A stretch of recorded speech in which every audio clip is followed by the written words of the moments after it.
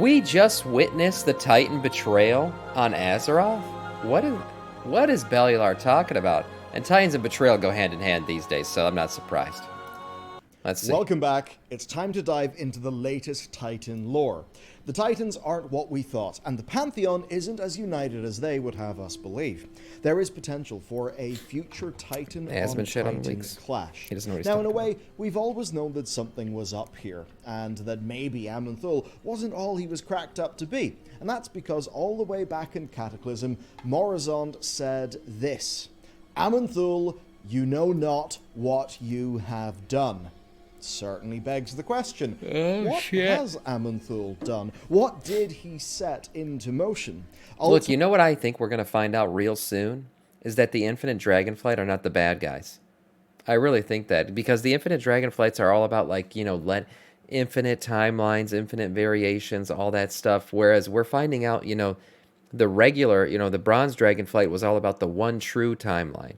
And that was a Titan, you know, thought. That's a Titan perspective on how timelines should work. And we're starting to realize the Titans are a bunch of assholes. They're a bunch of dicks. Yeah, nobody likes the Titans anymore.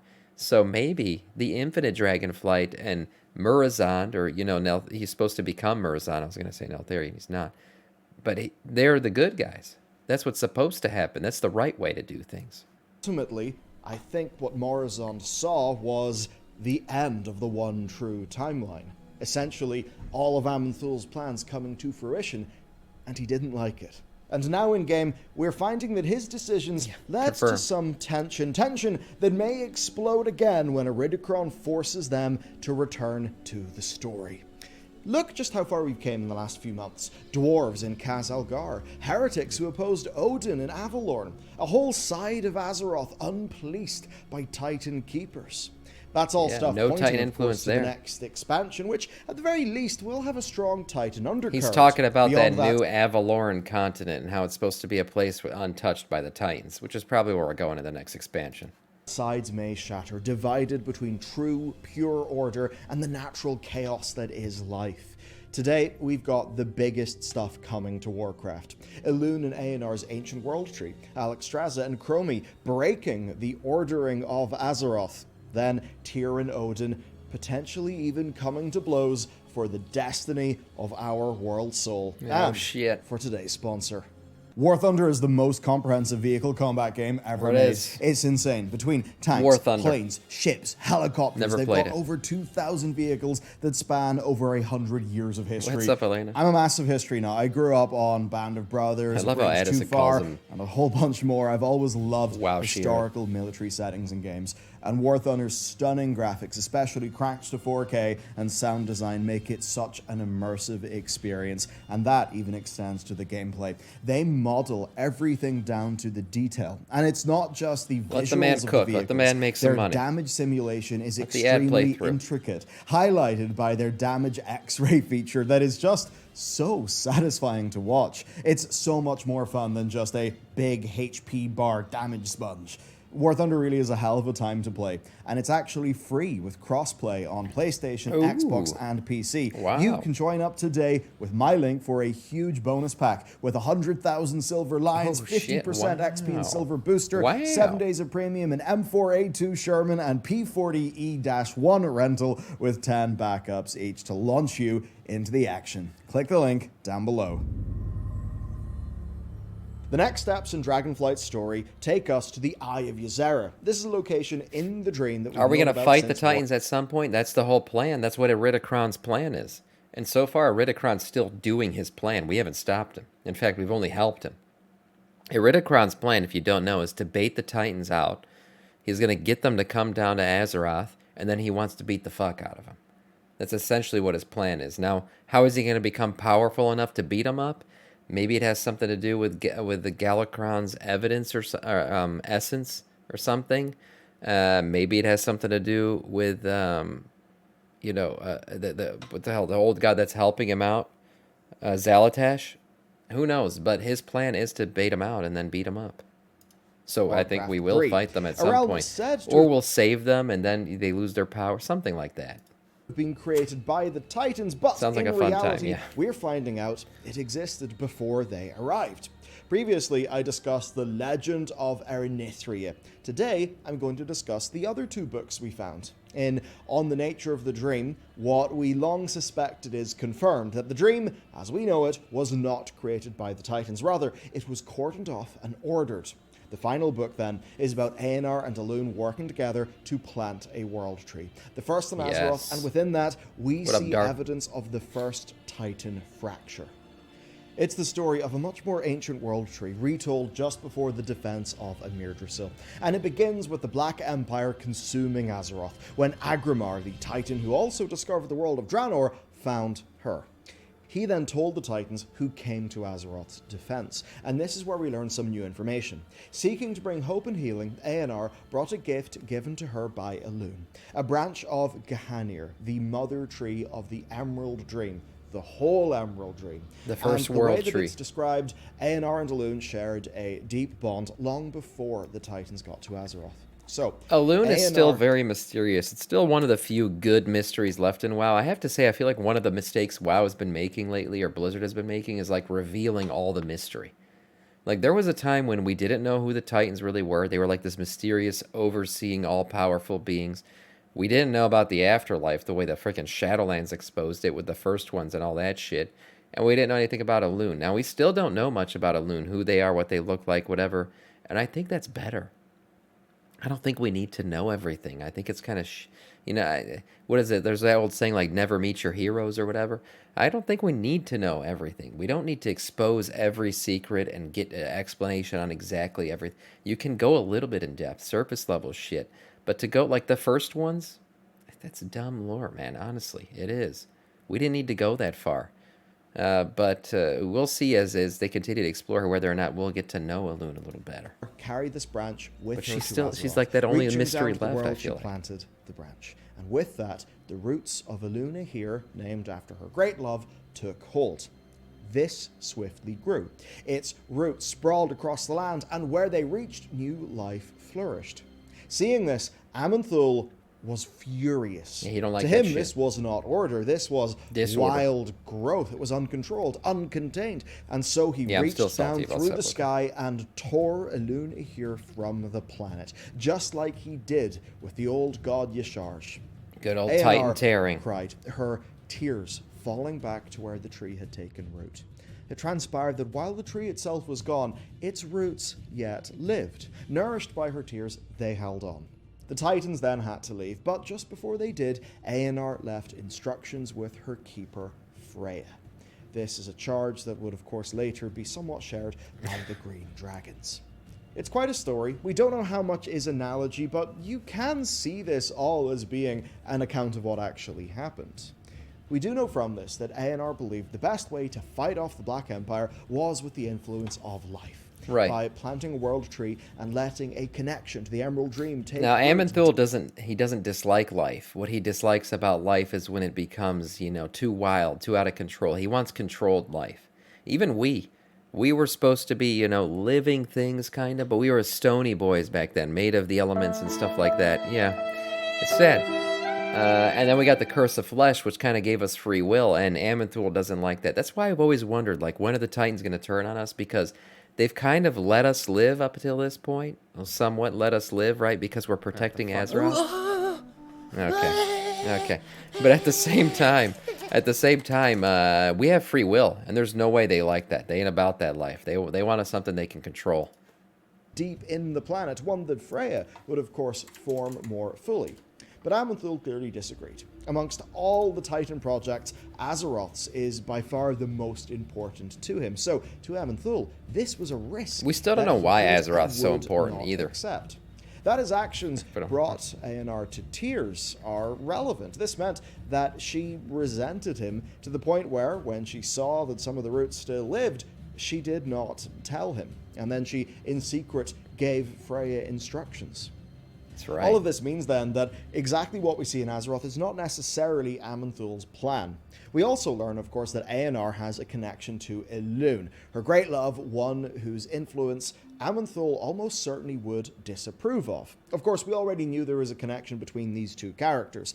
In Antorus, where do we find Aenar went and hid? In a world called Elunaria, clearly named after Elune. And then, of course, the Tears of Elune was the Titan Pillar of Creation in the Legion expansion that was associated with Aenar, but of course was named after Elune. That's right. Getting to the core issue, where Elune and Aenar see beauty and potential. So Elune and Aenar essentially are scissoring each other. That's the gist I'm getting of this. Okay. Sees That's risk. some good lore. I like that. And that's something you should keep in mind, especially as these characters may return. After all, what Eridikron says is he's going to basically force the Titan's hand and force them to come out of whatever they're doing, with Sargeras locked away, and journey back to the world where he, of course, thinking he's a pretty cool dude, will be able to defeat them. Yeah. And look, there's loads I could dive into here about the Emerald Dream, maybe speculating, are the roots of Eluna here actually, are they underneath us right now? Are they on the other side of Azeroth? But today, we're talking about Titans, and here we see Aman'Thul and Aenar disagreeing hardcore on some of the most fundamental stuff.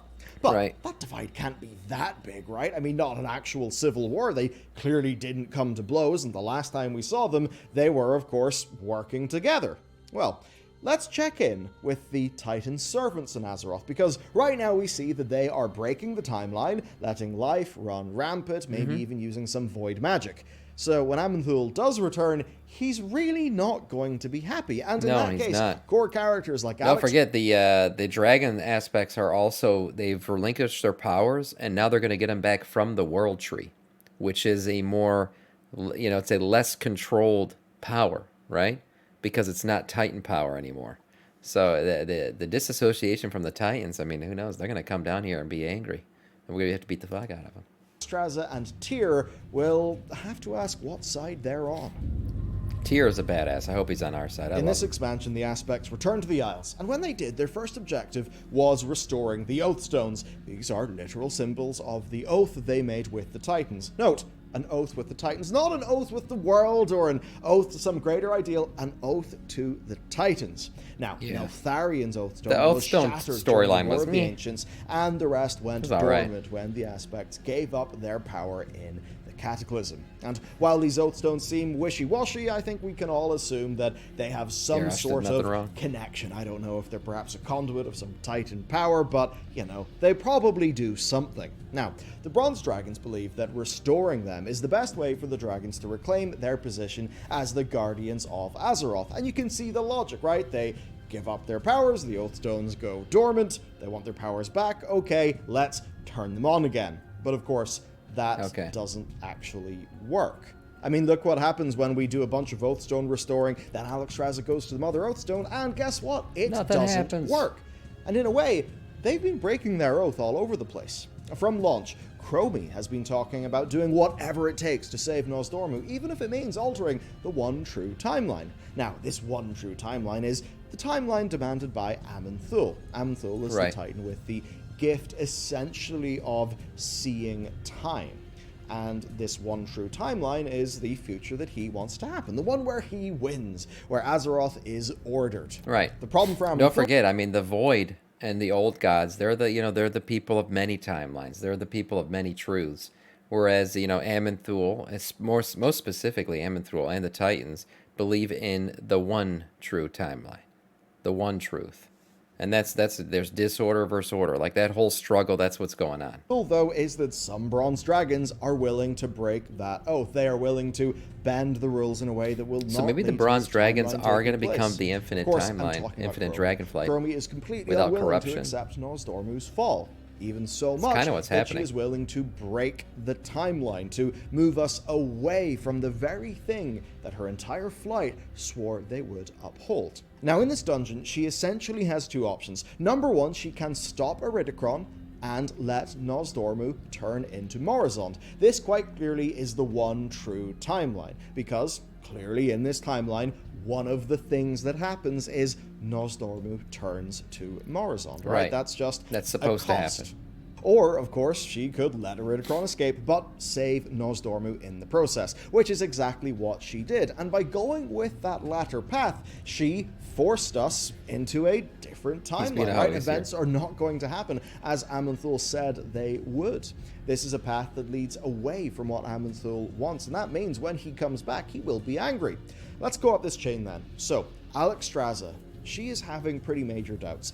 I mean, yes, there's imprisoning and then forgetting about the incarnates for like 25,000 years or whatever that was, pretty much tormenting them, but also what the aspects did or allowed to happen to the eggs, where they essentially let the eggs be infused with Tyr's Order magic. And Alexstrasza knows this was wrong morally because the dragons in the eggs weren't given a choice. They were changed as eggs. And worse, you see what I'm talking about? WoW is all about love and friendship and consent, and it makes me sick. Just was really angry about this and refused to let it happen. This they is were not killed WoW. And imprisoned. It's too Of much. course, now things have changed. We're on the verge of there being a sixth sort of dragonflight, one led by Virinov, one of those rebels, one set on defying the Titans' mandate and who respects, really, Azeroth as she naturally is, including her elements. Of course, look at the incarnates. What do you see? Lots of elemental stuff. Yeah. And that's actually kind of important because the elements with their constant strife, they actually weren't really fitting into the Titans' plan, and that's why the Titans imprisoned them within the elemental Even planes. though That's the why Titans, Ragnaros, whenever the Titans should be somewhat thankful to the elements, because the elements really did fight back against the old gods at the very beginning. Like, we witnessed that in the first quest line we do in Dragonflight, is the elements going toe to toe with the old gods, specifically N'Zoth too, in that cinematic, in that quest line. So really, the element, to me, what the elements are, they're like the immune system almost of Azeroth, right? Like, they're there just to kind of cleanse it and protect the surface and things like that. And the Titans are against it. It makes no sense to me. That whole thing between the elements and the Titans, I don't understand why exactly they'd be against each other. It seems like they're fighting for the same thing almost. defeated in Classic, went back to the Firelands. I mention the elements not just because Farak is full of fire and Smolderon the Fire Lord appears in the next patch, but they actually go back to the core of what the Titans change. You see, Azeroth naturally consumed the element of spirit, the elements were all in strife in the planet, and basically this was not fitting the Titans' plan. So what they did is they imprisoned them within the elemental planes. Okay. Now, of course, we have this rebel dragon who you could say is allied with or sympathetic to the elements, actually having a voice at the seat of the aspects. Does that mean then that we should actually worry about Tyr? Because look at it from his perspective. We had the Bronze Dragonflights just go and break the true timeline, so that's kind of like strike one. We've got one of the rebels being like on their, kind of in their power structure. That's strike two. I mean, we've really went against quite a lot. And we've also very much came down in things that he was involved in doing, like infusing those eggs with order. So he could very much look around and decide we've all went rather mad. But Tyr is a character with thoughts, agency, all of those things. One of the things about him is he always had an affection for mortals. That's kind of what it comes down to. Now, it's kind of interesting because if you look at a page from the new Emerald Dream book, we see the author wonder, and I'll just quote it here.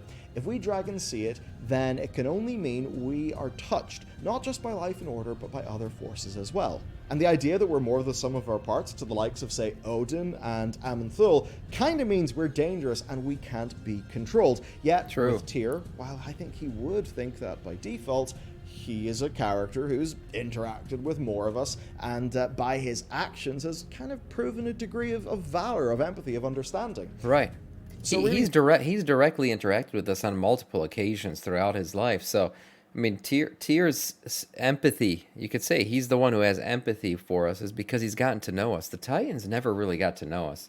They sit on their freaking golden thrones in that floating little pantheon that flies around, and right now I think Illidan's over there with them, but that's about it. They don't really interact with us, so they don't have any empathy for us. Whereas Tyr, he's like one of us. He's always rooting for us because he empathizes with us. Versus any other big Titan-like being. I think he's going to stay on our side. I don't think he's going to realign with the Titans. So, whenever Tyr is back up and running, which is almost certainly going to happen in patch 10.2, I think we can count him on our side. So far, so good then. We've got Elune and Aenar likely being allies. We've got Tyr and the dragon aspects, including Virinov. Then there's even the Keeper Freya, who of course was committed to protecting that area where the first world tree stood, Right. and to helping those roots kind of grow, and, as well as doing all the things she did with the Emerald Dream. Then, of course, we've got the many factions of us, adventurers, heroes of the world. But that doesn't mean we'll have it easy, because on the other side of this equation here is Aman'Thul and his lackey in Azeroth, the fucking Keeper Odin. Tyr and Odin are probably going to Odin fight is or absolutely something. key to us understanding what went on at the other side of Azeroth, because it's clearly something that before he was imprisoned up in the halls of Valor by Halia doing a bit of trickery, is something he was very much concerned about. And obviously, whenever Big Daddy Aman'Thul comes back, I think we know that Odin is going to be on his side. Odin, of course, disagreed with loads of things that I suppose Tyr would end up doing or supporting, so I imagine Odin will be a little bit of a snitch to his allfather. Oh, yeah. Okay. Yeah. So He's a Odin snitch. sent expeditions to Odin's a this place rat. called Avalorn to bring its people to justice, right? We know this from a lore tome that we found at the start Yeah. of this expansion. And even They went though to we are Avalorn and got missing their huge asses chunks kicked. of context, we're missing some names of the places or peoples that we may seek at the other side of the world, there is one thing that did stand out, and that is Inaria. Inaria was a Titan keeper, and What's up, baby according J? to the tomes, crimes were committed against her and other Titan keepers by the heretics of Avalorn. That is why Tyr wanted to bring them to justice. But digging into why these people may be called heretics in this book kind of brings us back to a possibility. What if they are not worshipping old gods, but instead are Worshipping the elements? heretics who like life? Yeah, something In like that. Odin's edicts, he called life chaos, something that must be controlled. Yep. And going back to Inaria, well, the only Titan with female keepers seems to be Aenar, and with the way that things are shaping up, Inaria sounds like a keeper who maybe more fell in line with Aman'Thul and subsequently Odin's vision of life on Azeroth, controlling life, binding it, as of course anti-free Aenar's will title would suggest. If you disagree with this, you are a heretic, Sharps. and seemingly Inaria was killed by these heretics. And I suppose I'm going to end up saying heretic so much you might even think this is a Warhammer 40k video, because of course Chromie, absolutely a heretic.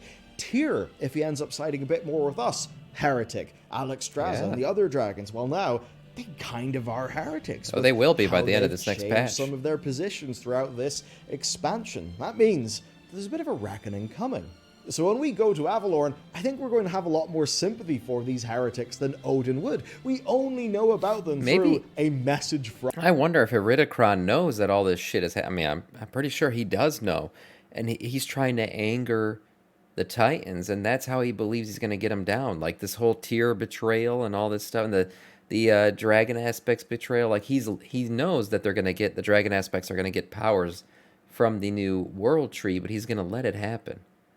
Right? He's going to let it happen. Maybe Farrak's whole trying to fuck up the world tree is like anti-Heridikron's plan. Because I would think Heridikron wants the world tree to happen so the dragon aspects can get powers from it instead of the Titans, and then that'll anger the Titans, baiting them down to come down and figure out what the fuck's going on, and that's when he jumps them.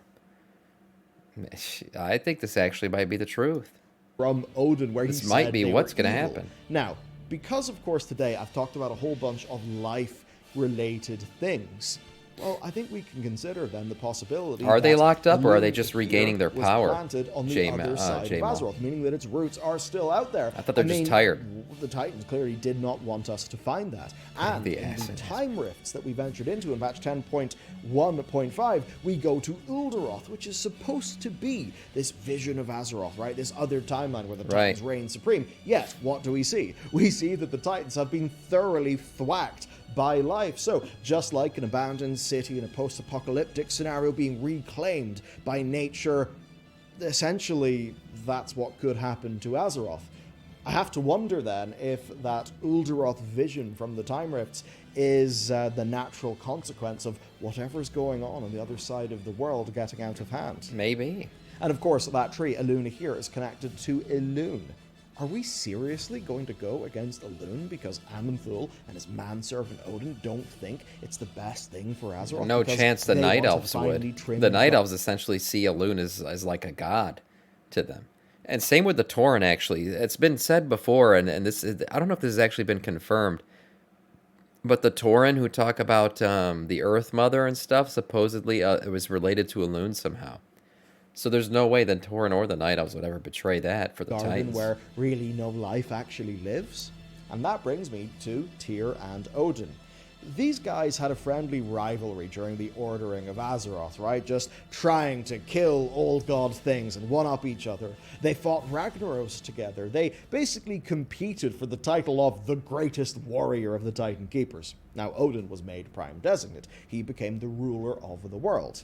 And within those tomes we recovered from Ultiman, we see that yeah, we wherever did just mortals talk about first them, started to appear, Anari or whatever, the scissoring with Elune and stuff like that. So yeah, they are best friends. in the Yes. world. Slash He, lovers, maybe. Okay, thankfully Slash didn't lesbian decide to lovers. kill them all, but did publish hundreds of edicts telling his servants to, exactly what to do, right? Tell a sanitized version of history, control their growth, yada, yada, yada. Either way, I And of doubt course, the that's a version Tauren or of the history Night where Elves Avalorn does would not betray exist, him. where Kalimdor, which of course was then blown into Multicotons, where Kalimdor was the original only landmass on the planet, where there is no connection between Elune and Aenar, where, the life isn't that important, where mortals will basically remain ignorant and useful. But Tyr, of course, loved the life of the planet. He loved the mortals. Even in the face of Tyr's objections, he uplifted the dragonflights. And that, of course, is what caused Odin's greatest rage. Literally leaving the ground of the world to build his army of Valajar as the true guardians Very of Azeroth. phallic-looking Of rocket course, there. the joke was on him because he was a real dickhead to Helya, and to get some Yeah, he revenge, was. pretty much locked him up there for a very long time indeed. But that does mean there's almost surely some bad blood. So when Tyr is reforged, of course, able to meet his newly reformed Tyr's Guard, which we have, of course, helped train up Yes. in the game in patch 10.1.7, I think Tyr will obviously side with the aspects and with us. And perhaps initially he'll be happy to meet Odin again and catch up and see what the state of affairs is. But what happens then when we go to that other side of Azeroth, where we perhaps see life there? If that happens, who will Tyr choose? The answer is, I'm fairly sure it's us. And really, Right. it's those I choices agree. that are the point of this video. There is a lot of natural tension, and it's all leading to one big Probably thing. try Mythic again. Iridikron. If Iridikron comes good on his promise to force the Titans back to Azeroth, when they do, that's probably where a bunch of things will happen, including Void launching its gambit to take the world, which obviously is why Xalatath would want to work with Iridikron. Right. And Iridikron Yeah, I wonder if the whole defeating of the Titans is part of the old god plan to, like, well, once we get rid of the Titans, then we can really take over Azeroth. That could be it. That could be why Xalatath is playing the chess pieces that she currently is. is probably happy to let that happen because at the end of the day, the thing that he cares about is winning his war. He doesn't really care Right. about any of the loftier issues here. Agreed. He just wants to defeat the Titans and essentially get revenge for all the things that were done to him. I think it's pretty clear that Blizzard are setting up something rather big. Now, as I recently talked about on the channel, one of Chris Metzen's jobs, as he now returns to Blizzard Entertainment, is specifically on World of Warcraft to chart the multi-year, multi-expansion plot, right? Right. And what we have as we go into that is quite a lot about Elune, about the Titans. We have some potential even set up with Demonkind. These are all the things that are in Metzen's box, so as people who play this game, who perhaps want to know what's going to happen next, who want to speculate or theorize, you just have to think, these are the plot threads that Chris Metzen has. How will he decide to draw them together? That's the question. Let me know how you think it will happen in those comments down below. So thanks to War Thunder for supporting today's video. Blowing shit up is damn fun. Do it in War Thunder today by clicking my link down below, where you'll get a massive bonus pack with 100,000 silver Get lines, your bonus a 50% booster for XP and silver, 7 days Tritons of ruin their premium and Warcraft rentals story. for the M4, They are the A2 Warcraft Sherman story and right now. P40E-1, and 10 backups for each, all to help you launch into that action quickly. The offer's up for a limited time, so grab it while you can, and a big thank you to them for sponsoring today's video. With that, I'll see you next time. Yeah, a lot of this makes sense. I agree with a lot of what he said here. And it's most likely the direction we're heading. Like I said, the Heretics plan to bring down the Titans. Tyr kind of going to our side. The whole dragon aspects, abandoning the Titans, all that stuff. It's all becoming very anti-Titan. And who knows, maybe we're going to regret going anti-Titan. Because I do think Eridicron's plan might come to fruition. He might use some old god shit to be able to defeat him. And then what are we left with?